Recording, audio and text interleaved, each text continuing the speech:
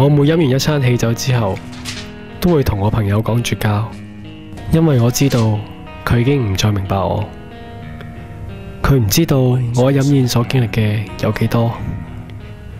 夠唔夠錢俾人情啊？我頭先已經執咗半張報紙落個利是封度俾咗佢哋，俾人知道咁點啊？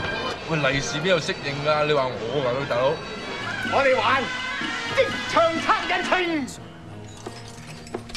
佢問我會俾幾多，我真係唔想答佢。500、800，真係膚淺。究竟我仲可以繼續忍受自己嘅朋友將啲人情放喺口邊？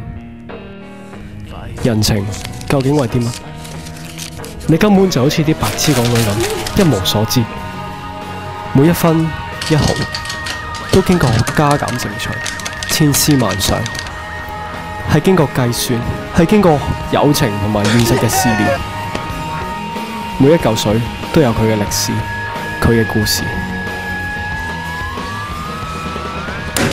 500蚊 ，inevitable。